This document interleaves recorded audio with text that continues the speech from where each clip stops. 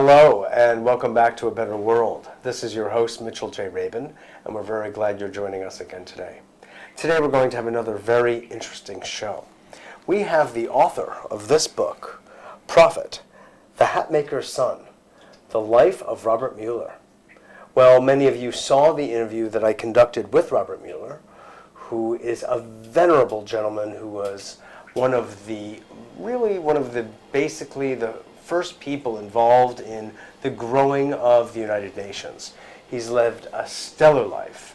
And Douglas Gillies, who in his own right has had a distinguished career as a lawyer out on the West Coast and became also a producer of a quite well-known video documentary called On the Edge, in which he interviews a series of very formidable people, notable people, such as Mikhail Gorbachev and others, Ted Turner, and speaks with them about this point in time. Well, along his journey, he had the opportunity to meet with and spend many, many hours with Robert Muller.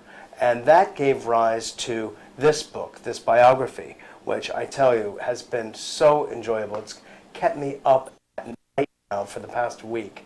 And it's very revelatory and very much of the time. So we're very pleased to have Douglas with us today to talk about the inner workings of the book, what he discovered on his journey through all of this, the implications of this for peace and a vision of peace in our time, and the changes that he himself has gone through from being a lawyer into a writer, a videographer, and now a biographer. So Douglas, thanks for coming on the show. Thank you. Great Good to have be you. here. Good, good. Well, you've done a lot of things in your life. You've covered a tremendous amount of ground. Of the many projects that you've worked on, Douglas, over the past number of years, what is it that inspired you to focus so diligently on Robert Muller's life? Well, Robert Muller was the one who volunteered. Now, he may have told you his story of how he came to write 2,000 ideas for the year 2000, but there's much more to it than that. You see, we were holding a conference for 5 days. We had 70 people who were all working together to identify strategies that would speed up the shift to holistic thinking. Because we figured if we could speed up that transition, that would help. The world seemed to be in trouble partly because we were all thinking in linear thinking terms and reductionist scientific thinking methods. So we were looking for ways to shift to holistic thinking. We got to about 70 strategies. I was producing this meeting when Barbara Gahn stood up and she said, I have an idea. It'll be 2,000 days to the year 2000 in July. This was in 1994. Why don't we come up with 2,000 ideas for a better world? Well, you can imagine what happened. Everyone just sat there. No one said a word. Finally, Robert Muller stood up and said, I'll do it.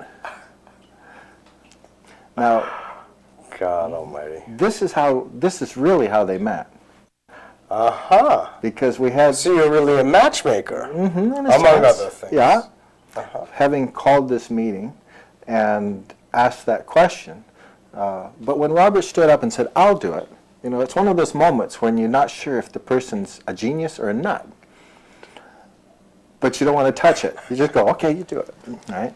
So happy to have somebody respond. And that was pretty much the end of it. That became one of our 72 strategies that went in the report, and everybody went home.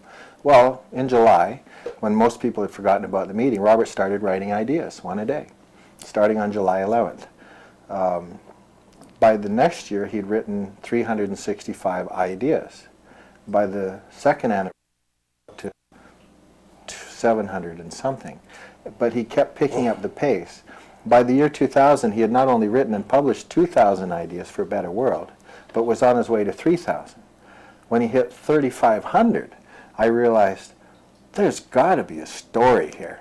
Where did this guy come from? God. And these were good ideas. These were ideas that, if implemented, would make the planet work. Imagine that. Yeah, really. Now, I'm a lawyer, so I understand structure. I was healed in the common law. And so I can tell when something either is congruent with the system or isn't. And that's one of my highly toned skills. I could see that Robert was doing the same thing in a body of consciousness that hadn't yet developed, which was global consciousness. And I just decided that if he can do that, there must be a story. There must be a good story to this. And I decided to go look for that story. So that's what inspired you. You saw it graphically displayed before you, what the potential was. A genius emerged. Yeah, exactly. Unknown genius. I think what we ought to take a moment, Douglas, just to inform the audience, for those who perhaps did not see that interview, so they know just who Robert Muller is, to at least some extent. Robert Muller was born in the Alsace-Lorraine region in 1923, March 11th actually, and lived through the aftermath of World War I and through all of World War II, fought in the French resistance, and became a doctorate of letters, actually, in law in France, and was one of the original people at the United Nations, not at the very beginning, not its inception, but in its third year, and has had a distinguished career at the United Nations for 37 years, serving as undersecretary to 3 different secretaries general. And he's really been one of the most prominent and influential people at the United Nations, and has started a series of schools known as the Robert Muller Schools across the world, and helped to co-found the University for Peace with the UN down in Costa Rica. And he's just a gentleman beyond most that you'll ever meet. He's a visionary, he's a peacemaker, and he has stuck to his vision through all these decades when there are so many pulls on one to change, to conform, to concede. He just stuck to his vision, and then was offering up all of these great ideas at your seminar, and now he's being biographied in this book. I don't know what the verb is, but you did it. He's being bioed. Bioed. And I have to say, Douglas, you've just done such an excellent job in here in portraying the life of a man, but also of a century.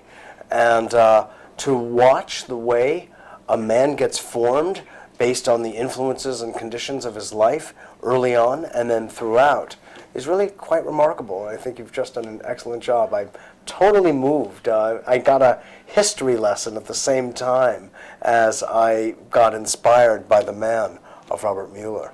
Well, I'm glad you enjoyed it so much. Yeah. I am, truly. Yeah. Writing the story was a little bit like those westerns where the guy on the horse is trying to catch the train. You know? Robert's life racing through the 20th century, and enormous characters just showing up and dropping off. De Gaulle, Robert Schiller. As a young man, right. And Schumann. He was a man who was himself almost invisible, never the focal point, one step from the spotlight. And yet the world's history parades before him through his life. Yes. And when you see the thread, you realize he's the through line here. He's the one that's influencing all the way. But because he was not himself the center of the glare, he thrived and was not in any way encumbered.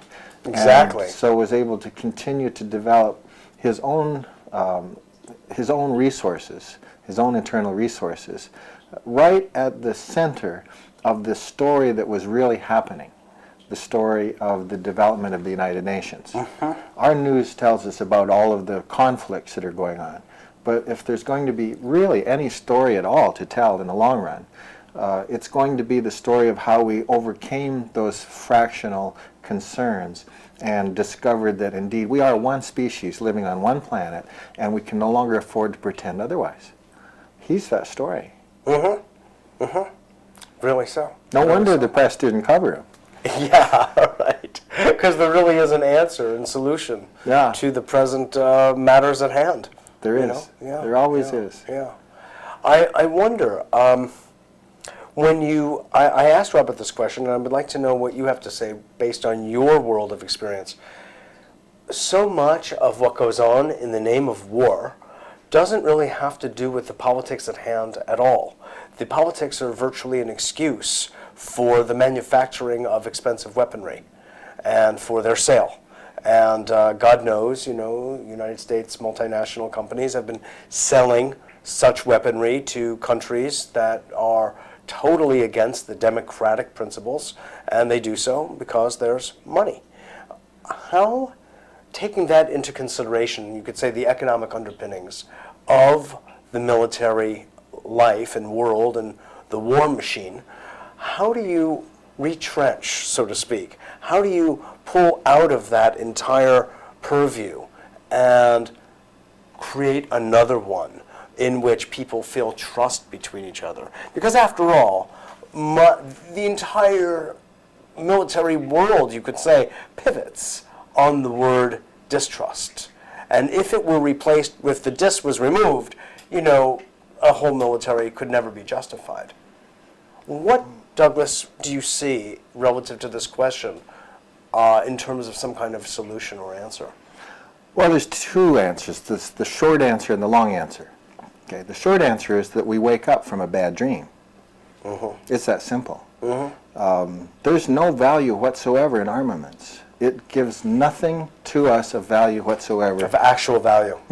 At least if they were building stink bombs, there might be a little bit of joke value. Somebody might get a laugh out of it. Yes. But this stuff isn't funny. Yeah. It can only do one thing, and that's kill people. And so it has no value whatsoever.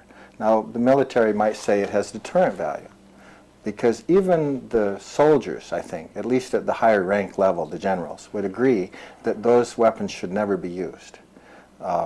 Generals abhor war, most of them, partly because to be a general you must have been pretty close to one, so you know what they are.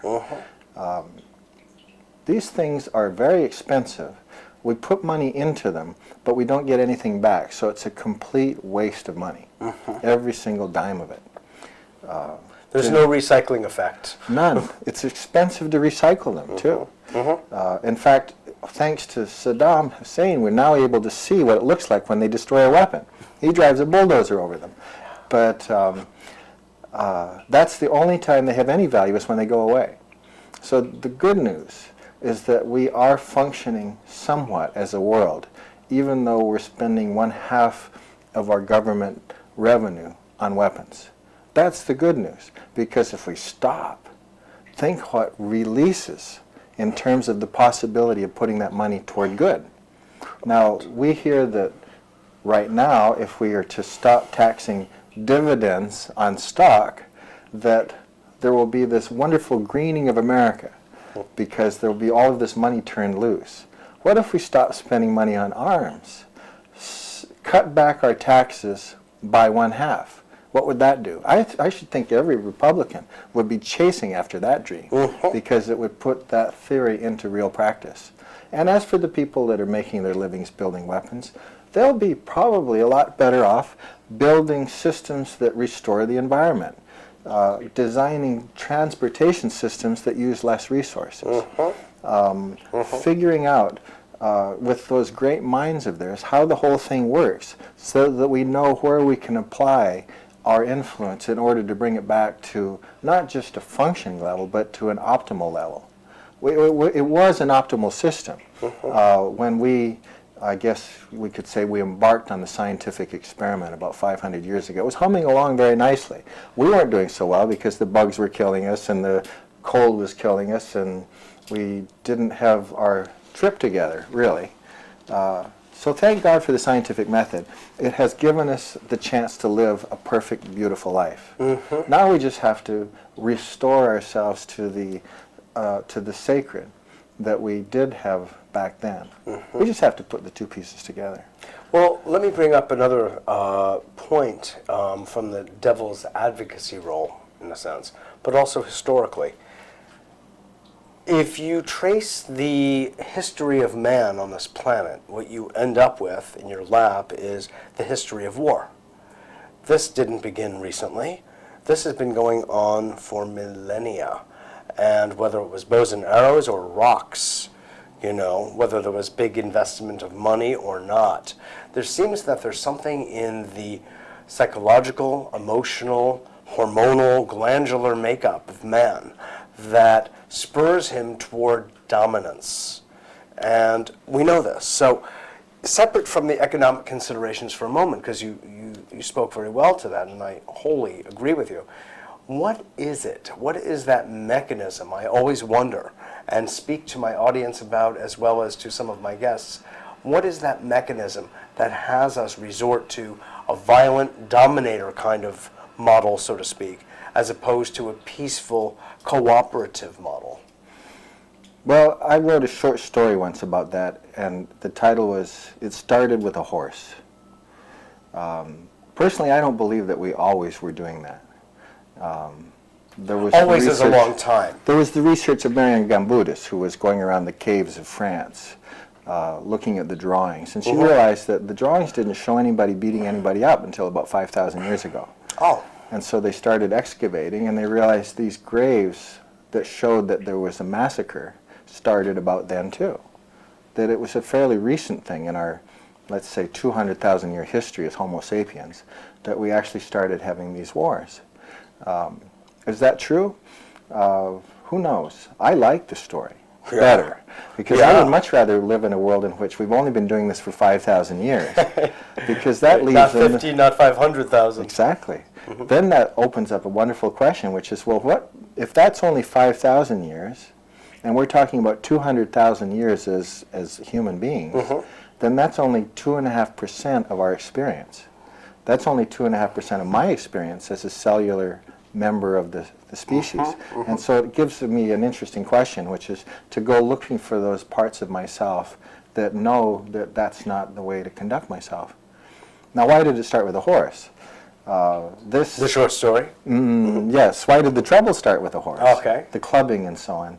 Well, have you ever been to the Eurasian steppes? It's a very big, flat place.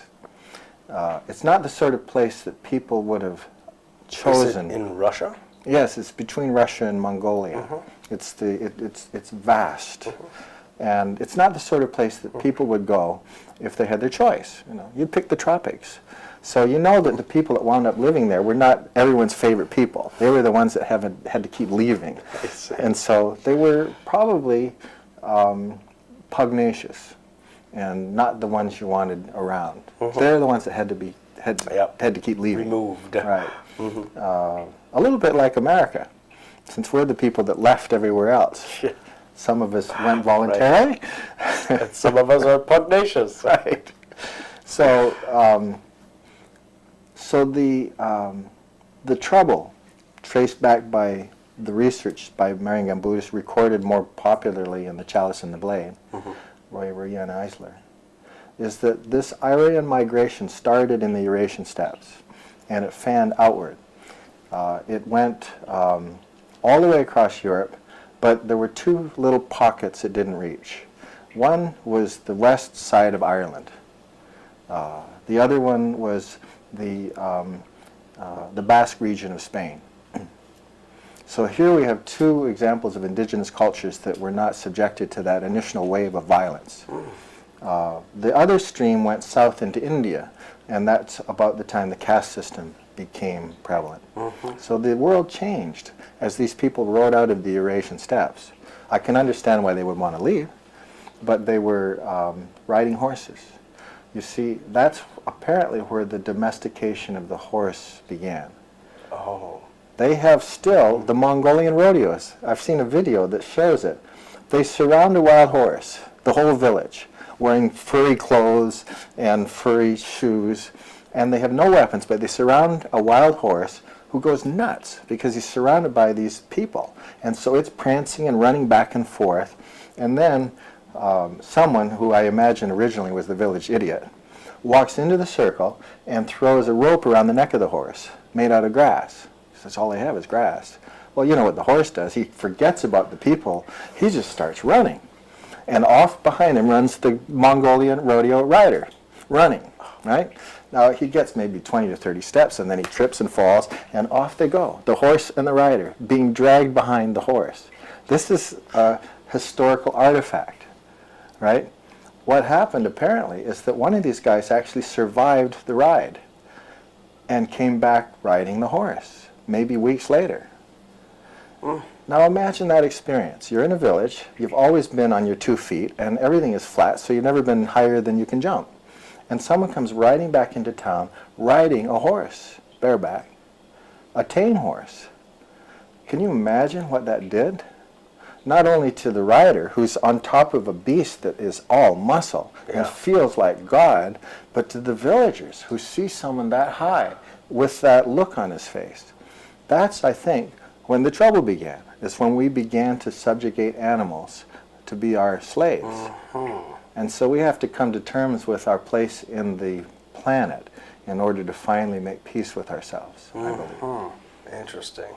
Or to, come to proper perspective and respect for the different kingdoms, including, obviously, the animal kingdom. So we have several steps. We first have to make peace with ourselves, which is what happens in the United Nations, which is the debate that's taking place right now over Iraq. Do we disarm a regime peaceably, or do we do it with more violence? That's an amazing question to be asked by the world community, and we're witnessing it. It's wonderful. It's amazing. But once we come to terms with we're watching history in the making, just on what has happened to date. Yeah, and our president says that the UN will either go with the U.S. or it won't be relevant. But the truth is that if the UN wasn't relevant, George Bush wouldn't be there. You can't hang that on the outcome. He wouldn't be making the comment in the first place. He wouldn't have made the trip if it wasn't relevant. So here we have a great step forward in history. But in terms of this larger story, this larger question that you asked, it's a small step. It's the beginning of making peace with our brothers and sisters. Yes. Then we have to make peace with our past, which means we have to embrace the indigenous part of ourselves, which is probably the larger part of our intelligence. Once that, then we can begin to really come to terms with our earth. Our indigenous part as in including ethnic? Ethnicity, being comfortable on the earth, things that many people don't get to experience now. Yeah. So those steps lead us more towards what Robert Muller will point us towards. And this is why it rewards me so much to study him. He doesn't see any of this. We were riding on the plane together, and the steward said, once knowing who he was, well, what do you think will happen if the U.S. goes to war next week? And Robert said, well, it could turn out good either way. You see? Because he has a much bigger perspective of this. Yes. And what he tells us is that in order to proceed, just to continue to exist, so many of us on this planet, we have to come to terms with our relationship with the universe. That's the big picture. Yep. And all of these other things are just steps along the way. Yep. It's really true. And at the same time, we have to take care of our home, the microcosm, in order to begin to relate intelligently and sensitively to the macrocosm. So, but yes, the larger picture is of utter importance, and we do tend to get riveted on the smallness of the detail. It's true. So a balanced perspective, and another point that I'm sure you would be making has to do with, you say peace among ourselves, but also a person has to find that inner peace inside their own hearts. And that does come from making peace with the various layers of ancestry, ethnicity, tribal, peace, parentage, etc. And then it does kind of grow outward. It can go in both directions, I'd say. Yes. Oh, yes. It goes in both directions all the time. Yes, exactly. Because there really aren't directions. Simultaneous. Yeah, we're exactly. in a whole. Exactly. It's just an appearance. It's just a linguistic convenience. Is Marian Gambudis right? Is Riane Eisler right? Is that really what happened? I don't know. Frankly, I think we're making it up. And so if we're going to have a story, we might as well have a story with a happy ending. Exactly. Exactly true. And I'm for that. I think we're going to see it. Well, you still have 2 more books to write. And one thing, you should have put 1 of 3 on here, because I was expecting to get it all in this book. But I'll tell you, I got a fabulous grounding, and I just really want to commend you on the excellence of the writing and the quality of the story. And I was wholly engaged. I mean, it really, I actually also saw myself in it, I've got to tell you, in his relationship with his mother and his father, and I saw how a peacemaker is born, frankly. I mean, after all, this show is called A Better World, so it's been my commitment all these years, too. Well, this is an indigenous experience, This all started when we gathered around the fire, and somebody would start off by saying, "Now this is a true story." Yes. And everyone would become silent. Yep. Tell us, Douglas. Well, look, thank you again for doing the great work that you're doing, and I'm so happy that you're here at the eve of some major decisions being made at the UN about the future of the world. Mm-hmm. I think this is all synchronistic and not by at all accident. And please come back again when you've finished the sequels. Oh, I'll be happy to. All right? Thank you. Great, absolutely. Thank you, Douglas. Well, God almighty, I'm going to show this book to you again because it's very much worth your time and attention. Prophet, the Hatmaker's Son, the life of Robert Muller, that Douglas Gillies, our guest today, spent a lot of time with, hours and hours and hours of sitting with Robert and culling information that could be relevant to an excellently told story as well as to ourselves personally in our formation and creation of a better world and a peaceful world. So with that idea, I leave you. I thank you very much for joining us. This is Mitchell J. Rabin for A Better World, and I look forward to seeing you all next week.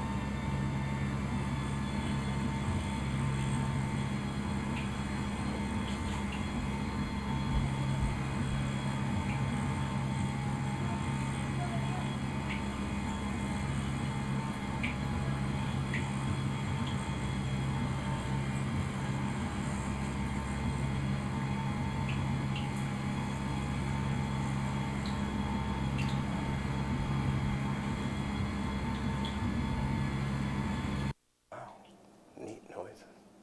Is that? Okay. Hello, and welcome back to A Better World. This is your host, Mitchell J. Rabin, and we're very glad you're joining us again today. Today we're going to have another very interesting show. We have the author of this book, Prophet, the Hatmaker's Son, the life of Robert Muller. Well, many of you saw the interview that I conducted with Robert Muller, who is a venerable gentleman who was